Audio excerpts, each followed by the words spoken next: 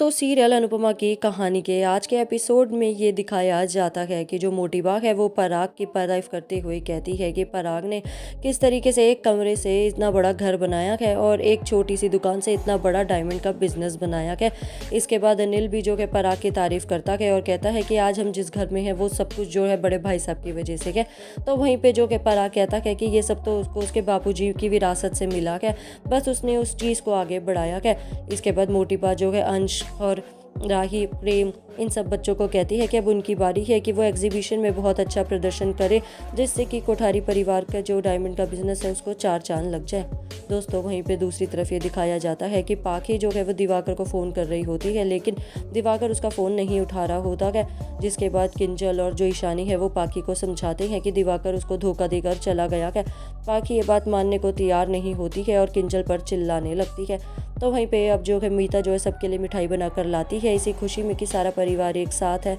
इसके बाद राही जो है प्रेम उसे मीठा खिला रहा होता है, तो वो कहती है कि मुझे जो कि कुछ पेपर्स देखने जाने हैं अर्जेंट, इसलिए मैं भी कमरे से आती हूँ। दोस्तों आपको बता दूं कि कमरे में उसके गौतम है जो कि असली गहने चुरा कर नकली गहने सेफ में रख रखा है, ताकि कोठारी परिवार की इज्जत जो है उसकी धज्जियाँ उड़ जाए। इसके बाद जो है गौतम चुपके से तिजोरी की चाबी जो है चुराता है और उसे खोलने की कोशिश करता है। इतने में राही वहाँ पर आ जाती है, लेकिन राही कमरे की तरफ नहीं देखती है क्योंकि माही उसका ध्यान भटका लेती है। जी हाँ, माही को पता चलता है कि राही जो है वो कमरे की तरफ जा रही है, इसलिए वो नाटक करती है गिरने का और वो जोर से चिल्लाती है। जिसके बाद राही उसकी तरफ जाती है और वो कहती है कि क्या हुआ है, तुम इतना चिल्ला क्यों रही हो। माही कहती है कि मैं गिर गई हूँ। राही कहती है कि चलो तुम्हें आज पता तो चल गया कि तुम कितनी गिरी हुई हो।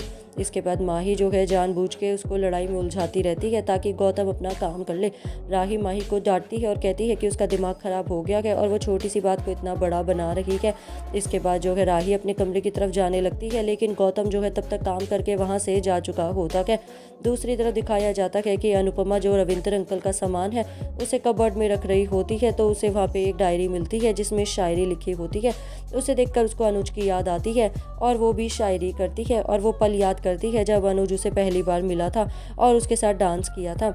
इसके बाद जो है अनुपमा सबको प्लान बताती है कि किस तरह उन्हें रविंद्र अंकल की बीवी से मिलना है अगले दिन अनुपमा और बापूजी पेड़ के पीछे छुपे हुए होते हैं और ये प्लान बनाते हैं कि जब जो रविंद्र अंकल है उनका बेटा और बहू बाहर जाएंगे तब वो लोग उनकी बीवी से मिलेंगे और उनको सारी बात बताएंगे।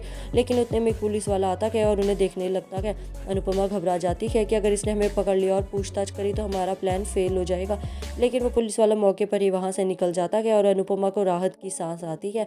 अब अनुपमा देखती है कि उनका बेटा बहू दोनों बाहर जा चुके हैं और अब वो जा रहे हैं अपने प्लान को कामयाब करने के लिए, यानी कि रविंद्र अंकल की बीवी से मिलने के लिए।